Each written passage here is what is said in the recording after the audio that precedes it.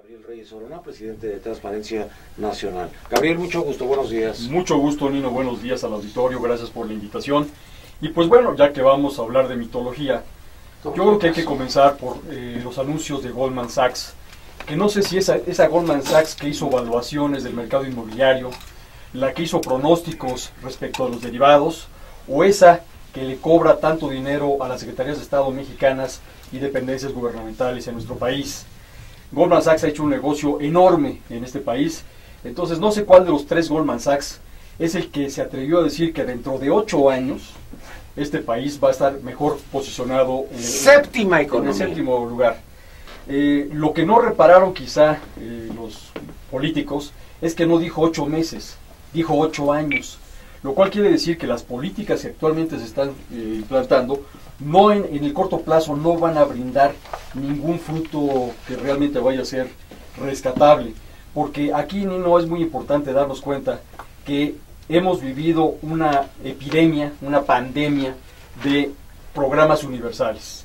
El Seguro Popular, ya sabemos que actuarialmente no resiste la prueba, como tampoco resiste la prueba actuarial ni jurídicamente la cobertura en educación, pero mucho menos lo resiste la fantasiosa reserva de activos internacionales del Banco de México.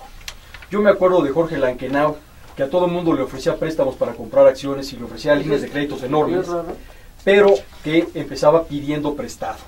El Fondo Monetario Internacional, que nos brinda 80,000 millones de dólares como garantía, ya nos vino a pedir prestados 14,000 millones de dólares en un esquema muy extraño que se inventaron en el Fondo Monetario Internacional para no afectar los tramos de reserva tradicionales.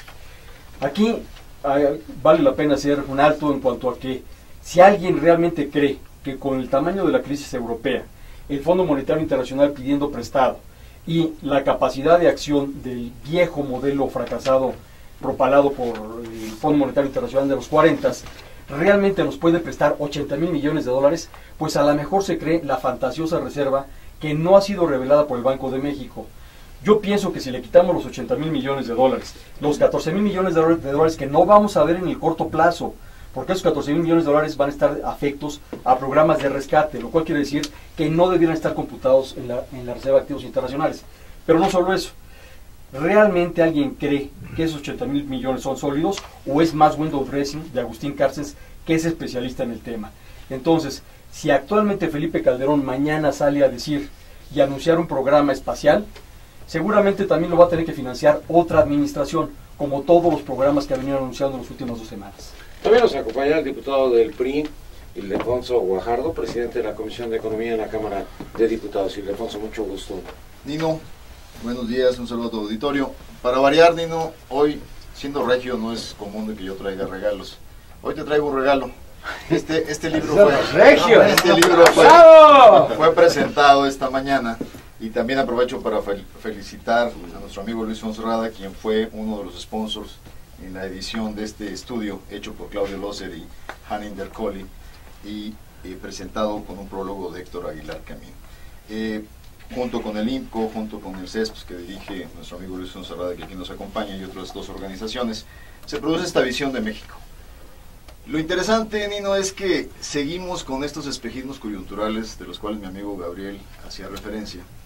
Y no estamos viendo que las decisiones que se tienen que tomar este país tienen que ser decisiones con visión de los próximos 30 años. Y esa visión nos tiene que llevar a reconocer en dónde estamos sumidos hoy, en dónde está la economía mexicana y su realidad, su falta de competitividad, su baja productividad y la necesaria definición de acciones inmediatas para podernos tomar a un futuro mejor para los mexicanos. Los autores en esta perspectiva prácticamente aparte de darnos un diagnóstico que creo que todos en la mesa compartimos en términos de la situación actual, avanzan y nos dan una perspectiva para 3 décadas. Acciones inmediatas para México, para que todos tengamos prosperidad, dice tu libro, y pareciera que esta palabra ya la habíamos olvidado. Así es, y lo que nos dice es que si bien estamos en un punto de intermedio, donde dice que ellos le llaman la trampa del ingreso medio, donde nos dice, estamos en un punto mejor que muchas economías en términos promedio de ingresos de la población, pero eso al mismo tiempo, dada la baja productividad de la mano de obra, nos tienen trampados en una falta de ser realmente competitivos en el proceso de crecimiento y de desarrollo. Y adicionalmente, pues nos apunta, ¿no?, de que el término y el objetivo número uno es crecimiento, crecimiento, crecimiento. La tasa de crecimiento promedio de los últimos 10 años es 1.7%, la más baja en los últimos 80 años de México, medido década a década. Muy bien. También nos acompaña el licenciado Jonathan Heath, él es analista económico. Jonathan, mucho gusto, bienvenido. ¿Qué tal, Nino? Mucho gusto estar aquí. Pues hablar de dónde va a estar México dentro de 8 años, en el 2020, pues es realmente algo ahí que podemos decir, pues la verdad, ya nadie se va a colar dentro de 8 años. ¿Quién lo dijo? Se dijo en el 12. Exactamente. Yo creo que lo interesante es ahorita más bien ver las perspectivas de crecimiento en este año, que han estado cambiando poco a poco. Me acuerdo apenas hace 2 o 3 meses el consenso de crecimiento para este año era alrededor del 3, ligeramente arriba del 3%. Y había 2 personas en las encuestas, Luis y yo justamente, que argumentábamos que lo más seguro es que íbamos a crecer más cerca de 4 que de 3, y pues dábamos toda una serie de argumentaciones. Y ahora últimamente, yo creo que ya van como para 4 meses que cada vez estamos viendo mejores y mejores resultados. Los indicadores económicos que han salido de Estados Unidos, todos han ido mejorando poco a poco. Todas las discusiones de que quizás iba a haber una recesión, pues ya desaparecieron por completo. ¿Será porque es año electoral también para ellos? Puede ser que sí, yo creo que influye bastante. También en el caso de México creo que también influye bastante. Pero ahora estos indicadores llevados a México también están empezando a dar la vuelta y estamos empezando a ver evidencia. Por ejemplo, hoy en la mañana sale las ventas al por menor de los establecimientos comerciales y se reportan un crecimiento de 0.9%. Si ese 0.9 crecemos todos los meses igual, el crecimiento para el año sería casi 11%. Sí, bueno. Entonces estamos hablando de un primer trimestre que creo que va a ser mucho mejor de lo que esperaba. Yo creo que es nada más cuestión de un par de meses más en que la mayoría de los economistas empiezan a sentar y a tomar en cuenta estos datos.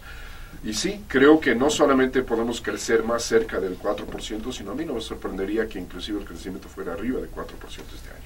También nos acompaña el diputado del PAN, licenciado Luis Enrique Mercado, secretario de la Comisión de Hacienda y Crédito Público en la Cámara de Diputados. Luis Enrique, mucho gusto, bienvenido. ¿Qué tal, Nilo? Qué gusto de saludarte y a ti, a tu auditorio.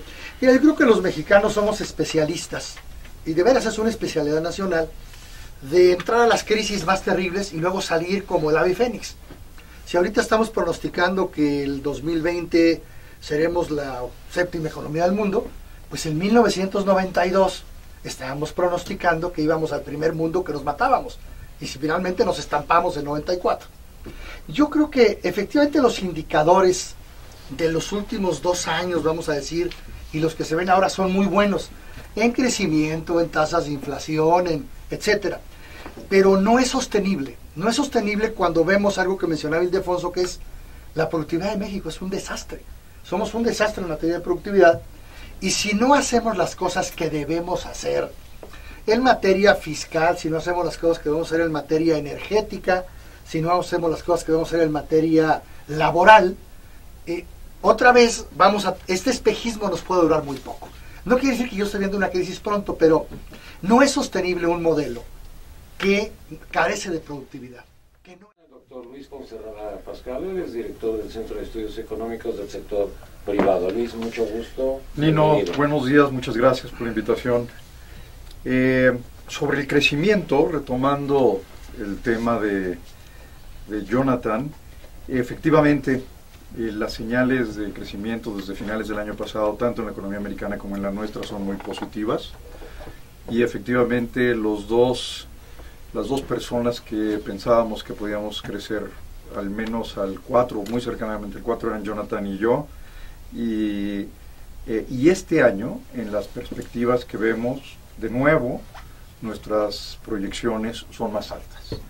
Lo que dice Jonathan es cierto, no nos sorprendería que creciera más del 4%, y en eso diferimos absolutamente del resto de los economistas, que siguen manejándose cautelosamente en 3.3, 3.4.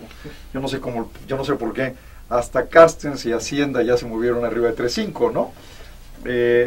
Yo creo que difícilmente creceremos a menos de 4. Más bien vamos a tener una tasa de crecimiento, yo creo que también superior al 4. El tema efectivamente, como dice Luis Enrique, es cómo sostenemos este crecimiento por varios años. Y ahí hay muchas cosas que hacer. Y hago referencia también al libro que comentaba Ildefonso. Aquí el tema es tomar 6, 7 medidas, acciones inmediatas para poder sostener y poder crear una buena base de crecimiento. El tema de la productividad es fundamental. Nuestro país como productividad no tiene una productividad baja comparado con otros países similares. El problema es que nuestra productividad no está creciendo tan rápido como está creciendo la productividad de esos otros países que tienen menor productividad que nosotros. Y si mantenemos la productividad como está hoy, no vamos a crecer, porque es la misma. Entonces el secreto para crecer es incrementar la productividad. Y el tema aquí es inversión. Sin inversión no vamos a incrementar la productividad. Es la variable fundamental. Y entonces la pregunta que nos tenemos que hacer es, ¿qué determina la inversión? Otra vez. Y la inversión la determina, número 1, reglas de juego claras. Esto es, instituciones sólidas, cero corrupción, certeza jurídica, nada de regulación si fuera posible, porque el Estado más bien estorba que facilita, y por supuesto una integración inteligente a los mercados internacionales, que no está peleado con que extendamos nuestro mercado interno, ¿no? Entonces el tema es acciones inmediatas para dar toda esta certeza y propiciar la inversión que requerimos para hacer un crecimiento sustentable. ¿Acciones inmediatas del gobierno actual? No. No sé de quién, de todos. Y la siguiente pregunta podría ser... ¿Qué dice futuro? Sí. ¿Y el futuro es, sí. empieza en diciembre? No, empieza mañana, empieza ahorita, ¿no? Dentro de 2 segundos. Y hay muchas que podrían tomarse en el Ejecutivo sin esperar a que el Legislativo estorbe, ¿no? Porque no regresemos, no podemos estorbado. regresar, hay temblor. No podemos regresar a la Cámara mientras no revisen el candil. ¿Vas a hacerle el chapulín? Eso va a ser bueno para México, me parece. ¿Qué va a ser bueno? Que no regresemos los diputados. Nos salvamos, se salva el país. Por eso estamos regresando a el PIB. Por eso.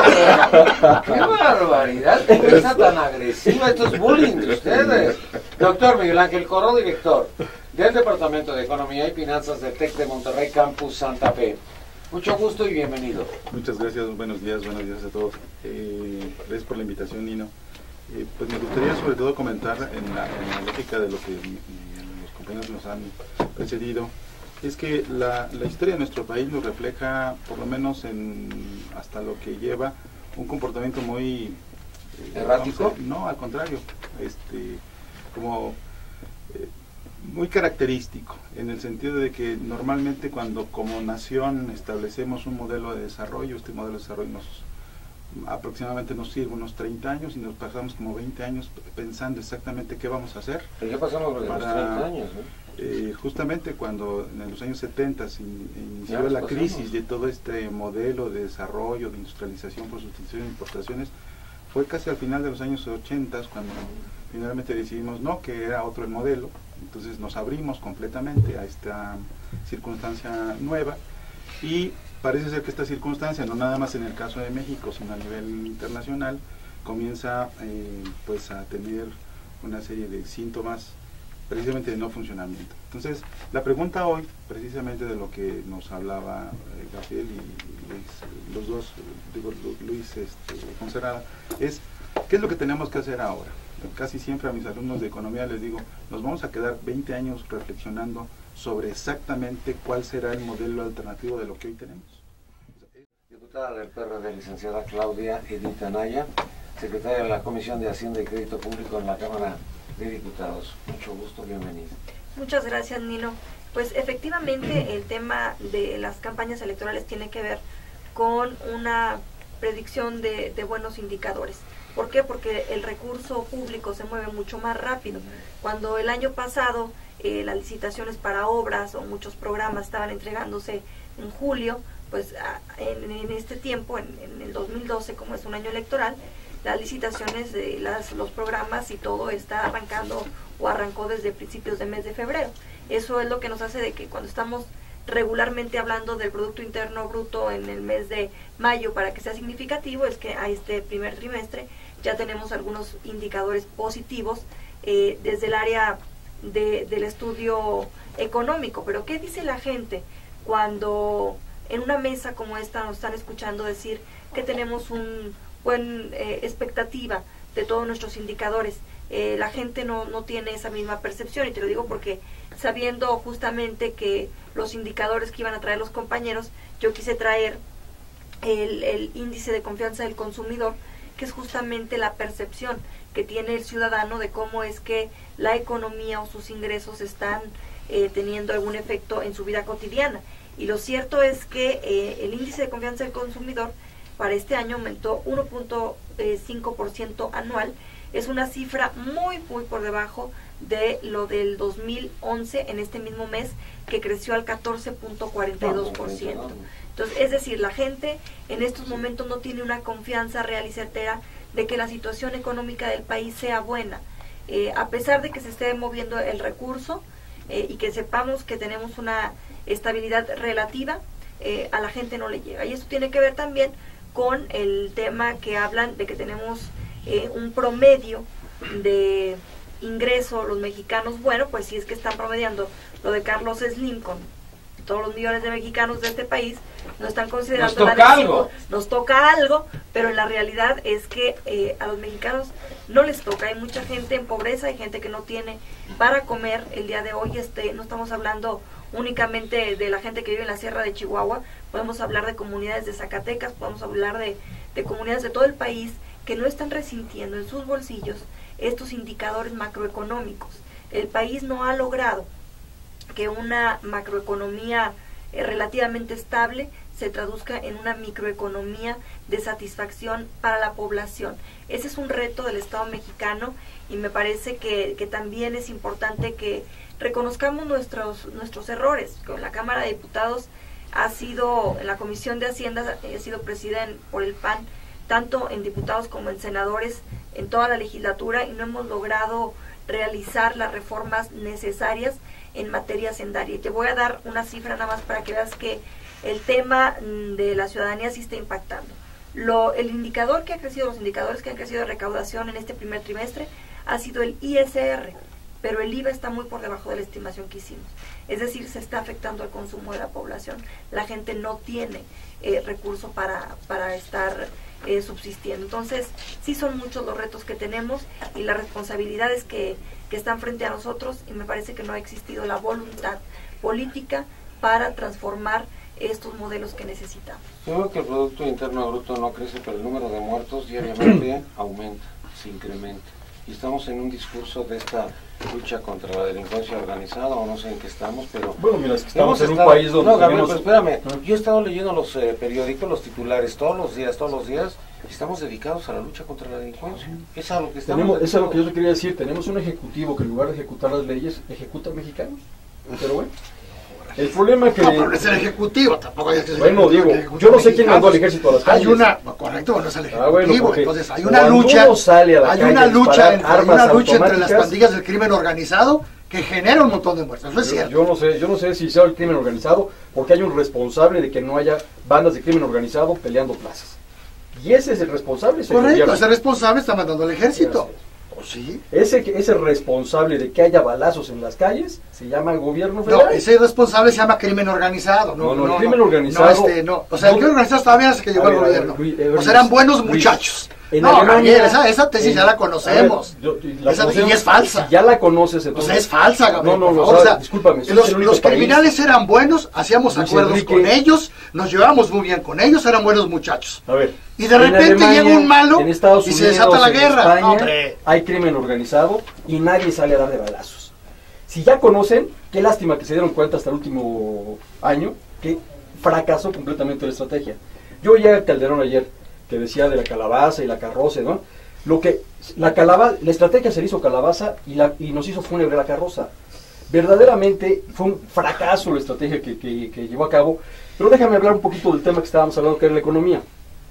Esto de sacar instantáneas económicas es muy peligroso.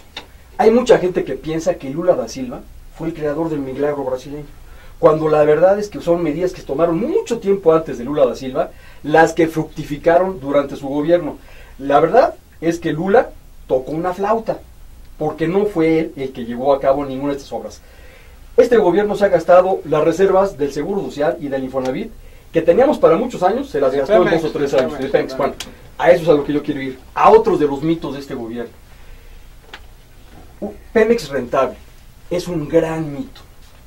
CFE eficiente es un gran mito. Y con mitos no vamos a llegar absolutamente a nada. Preguntaba cuando entrábamos, Jonathan, ¿por qué se juntaban legisladores y economistas o gente que de alguna forma va a hacer comentarios sobre materia económica? Yo le quisiera decir a Jonathan que hay una variable que quizá no ha observado. Siempre el año electoral, el primer trimestre es extraordinariamente bueno. Comentario sobre uno de los temas fundamentales que se escuchan en la mesa y es el papel de la inversión. Luis, obviamente en un término económico claro, y pongo en la mesa que algunos legisladores somos economistas con alguna formación que incluso comparto con Jonathan porque ambos fuimos a la Universidad de Pensilvania. Pero yo diría que... Eso ya nomás fue un cebollazo. Sí, bueno, así son los legisladores. Compañeros de banca. La Universidad de Pensilvania es una muy buena escuela para posgrados. Pero bueno, en el tema de la inversión, yo apuntaría, Luis, que hay un debate que se está dando en el gremio de los economistas sobre, no es solo el nivel de la inversión, sino la eficiencia con la que se invierte. O sea, la capacidad de esa inversión realmente de generar crecimiento con calidad. Porque uno de los problemas que estamos observando es que una buena parte de la inversión pública y de la inversión pública en forma directa está teniendo un bajo nivel de productividad o de influencia en los niveles de productividad, porque precisamente hemos abandonado los ejercicios de fondo de planeación a largo plazo, en donde no eximo de responsabilidad al legislativo. Hemos, entre el Ejecutivo y el Legislativo, llevado a este país a una planeación cortoplacista, de año con año, estar discutiendo y negociando presupuestos que deberían de tener una estrategia de visión de largo plazo, que la han perdido de una forma dramática. Y si a eso le agregamos, hablando de inversión pública, la estela de luz es inversión pública y entra en las cuentas o no. Y la estela de luz costó la mitad de lo que costó la Torre Mayor, ya con terminados y acabada, ¿no? Entonces, digamos, ese es el tipo de ejemplos que quiero poner sobre la efectividad de la inversión. Y en materia de inversión privada, tenemos la responsabilidad de hacer que esa inversión privada sea de alta rentabilidad, porque si no generamos los elementos y las condiciones para que exista una alta rentabilidad de impacto económico de la inversión privada, pues también es un problema de eficiencia. Entonces, el tema de la inversión no es un tema nada más de monto. Creo que el problema más grave de la inversión es de su efectividad y su impacto en los esquemas de crecimiento y de desarrollo. No queda tan claro. Pudiéramos pensar que pudiera de repente perderse algo de esa inercia interna que estamos viendo gracias a la parte de las elecciones, pero parece ser que se puede retomar y podemos ver una economía de Estados Unidos más viva, más creciendo mejor en la segunda mitad. Es algo que tenemos que ver, pero definitivamente ahí está en duda. Ahora, el vínculo que se ha visto en Estados Unidos y México, que siempre ha sido bastante elevado, una correlación muy elevada, se empezó a perder ligeramente a partir del 2009 y hasta la fecha. Si vemos la caída en el crecimiento de la producción industrial de México contra Estados Unidos, la de Estados Unidos cayó mucho más. Y si vemos la recuperación, la producción industrial en México ya está por arriba del pico anterior, ya tiene un buen rato, mientras que la de Estados Unidos todavía no llega al pico anterior. Entonces hemos visto un cierto crecimiento en México, que tenemos que buscar más allá de la explicación de Estados Unidos, por primera vez en mucho tiempo, para tratar de explicar un poco más dinamismo que hemos estado viendo en México. Y nada más el último comentario sobre el índice de confianza al consumidor. Este es un índice de difusión que típicamente va de 0 a 100. Si todo el mundo da la respuesta más optimista posible, tendría un valor de 100, y si todos dan el valor más pesimista posible, tendría un valor de 0. Donde el umbral entre ese porcentaje promedio ponderado de respuestas, sería naturalmente 50%. Desafortunadamente el INEGI agarra un mes arbitrario, creo que es enero del 2003, si me acuerdo bien, y lo iguala a 100. Entonces ya realmente no sabemos dónde andamos dentro de esa escala de 0 a 100. Es como si yo tuviera los resultados de las elecciones y igualo a 100 en enero del 2007. Pues López Obrador seguramente estaría en primer lugar y Peña Nieto estaría para abajo y llegaríamos a la conclusión de que va a perder las elecciones. Lo hacen cada año en el mismo mes. No, perdóname, no, esta es una larga discusión que tengo más de 10 años peleándome con el INEGI. Si quitamos ese candado igual a 100 y lo volvemos a su nivel original de 0 a 100, resulta que en toda la historia del índice de confianza del consumidor, que ya va para su 12º año, si me acuerdo bien, nunca ha estado arriba de los 50 puntos, nunca. Ni siquiera creo que el nivel más alto fue 42, lo cual significa que los mexicanos siempre somos pesimistas. Y si te vas a las 5 preguntas que componen el índice en su totalidad, hay uno que es si es el momento adecuado para comprar bienes duraderos, que creo que su nivel máximo no ha llegado ni a 30 puntos. Entonces, basarnos en un índice de confianza donde todo mundo es eternamente pesimista, para decir que somos pesimistas, y no, creo que estamos buscándole demasiada información a un índice que creo que no nos lo está dando y nos lo puede dar. Luis Enrique, Partido de Acción Nacional. Fíjate que el tema ¿Tú eres pesimista? No, yo soy optimista.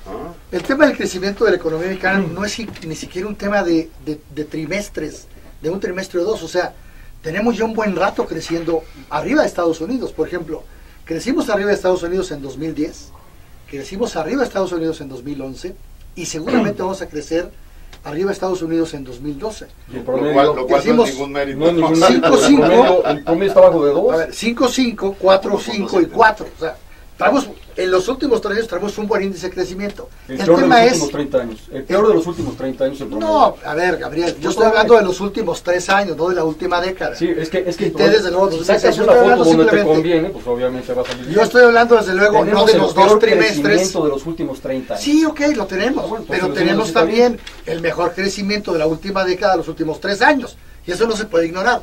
La economía mexicana está creciendo más que la economía de Estados Unidos, y entonces esa relación que a mí nunca me ha parecido perversa, a mí nunca me ha parecido mal que la economía mexicana esté ligada a la economía de Estados Unidos.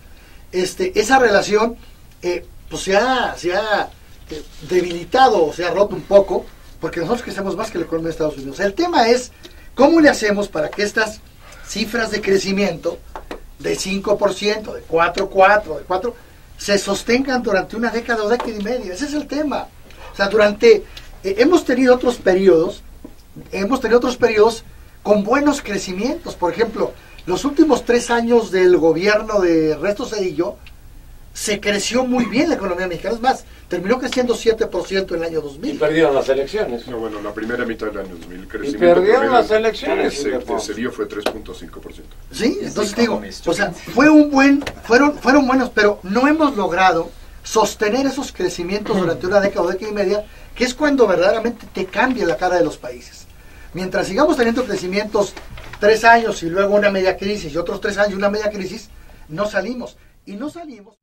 Así que efectivamente, no es la foto del primer mes ni del segundo mes. Es lo que viene pasando desde hace 2 años y se viene recuperando.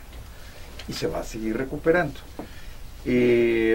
Europa y la crisis europea, a mí personalmente me parece que es un mito. El problema de la crisis griega, pues no fue más que un poco de arrogancia europea, me parece, porque cómo iban a tomar lecciones de los latinoamericanos, yo creo, cuando lo resolvimos hace 30 años, ¿no? Finalmente lo resolvieron de la única manera que se podía resolver, y es como nosotros lo resolvimos hace 30 años, en 82. Así que, crisis europea, no la veo. Alemania viene creciendo bien, Alemania viene bien, Francia viene bien, Inglaterra viene bien, los nórdicos vienen bien. Nuestras exportaciones a Grecia creo que son 2 o 3 botellas de tequila. En fin, no hay un impacto importante, yo lo descartaría. Y la economía americana viene bien. La asiática con un poco menos de dinamismo, pero no van a crecer a tasas negativas ni mucho menos, van bien. Por lo tanto, el contexto exterior ayuda a la economía mexicana, y la economía mexicana va a crecer. Las inyecciones de las campañas y esto, por supuesto que ayudan, Pero el tema de nuevo es cómo sostenemos esto. Y aquí hay algunos temas que me preocupan. Yo escuché el otro día a una diputada decir, es que el Estado no fue capaz de generar empleos. Y menos con una crisis como la que tuvimos a nivel mundial. Y de nuevo vuelvo a escuchar, es responsabilidad del Estado esta generación de empleos. Y eso me da pavor, porque no es responsabilidad del Estado generar empleos. 9 de cada 10 empleos hoy en nuestro país los ha generado el sector privado. Así que no nos hagamos bolas. Si no hay inversión privada, no va a haber empleo. Y si el que trata de invertir en cosas que no debe es el Estado, vamos a tener desastres de productividad, de ineficiencia, como los tenemos en las dos pobres empresas con las que hemos acabado, CFE y Pemex. Yo retomaría lo que dice aquí Luis Monserrada a propósito de esto que normalmente y casi de manera ideológica se mantiene como una responsabilidad del Estado, ¿no? En el 28-27 Constitución nos dice el Estado es el garante del desarrollo nacional. ¿Pero qué significa eso? Y eso ha dado para X cantidad de interpretaciones, es decir, el Estado tiene que hacer o no hacer, en fin. Y aquí yo estaría, por supuesto, muy de acuerdo con Luis, y creo que sería muy difícil no estar de acuerdo. Es la única oportunidad como país que tenemos es fomentar la inversión. Eso, tiros y troyanos tienen que estar de acuerdo. La cuestión es en dónde, cómo y en qué circunstancias. Y es ahí tal vez en esta tarea de la que se refería el diputado Luis Enrique, Ildefonso, que no parece ser que no hemos hecho muy bien la tarea, ¿no? Sin embargo, los números, las estadísticas, el conjunto de información que nosotros tenemos, digamos, como propio de la historia económica de la nación, sí nos dicen que han habido una serie de esfuerzos. Tampoco podemos soslayar el hecho de que el Estado o los 3 órdenes de gobierno han generado algo que me parece que puede ser incluso hasta una hipótesis más de trabajo, en el sentido de que durante todo el siglo pasado comenzamos y nos encaminamos a la conformación de una nación de instituciones, ¿sí? Esas instituciones están hechas ahí están. Está el IFE, ¿no? Que al diputado no le gusta mucho, en fin. No, a mí el IFE me gusta mucho. Que ya lo estamos destruyendo. Yo no tengo problemas con le el IFE. gusta más el tema. Es no, un árbitro descalificado desde hace algunos meses. No, pero tal vez Todavía le falta. Tal vez hoy la hipótesis Descalificado por todos los partidos. Tal vez hoy la hipótesis superior sería que tal vez necesitemos ciudadanizar esas instituciones. La cuestión es cómo lo vamos a hacer. Porque, bueno, pues hoy pusieron 2 periodistas, 2 periodistas, 2 panistas. No me refiero a eso. Me refiero básicamente es cómo entendemos y cómo sabemos precisamente de lo que nos hablaba la diputada Claudia hace rato, es que a la ciudadanía le está llegando un impacto benéfico de estas circunstancias que en la macroeconomía hoy se presentan, incluso como en la reunión próxima del G20, México es referente. ¿Por qué? Por la forma en como en los últimos años ha mostrado, en términos de políticas públicas, en términos de las tareas realizadas, insuficientes tal vez, equivocadas tal vez, pero se han hecho tareas que hoy nos hacen un referente precisamente para el reto que tenemos en los próximos, no 20, sino lo que nos resta de este siglo que estamos iniciando. Claro.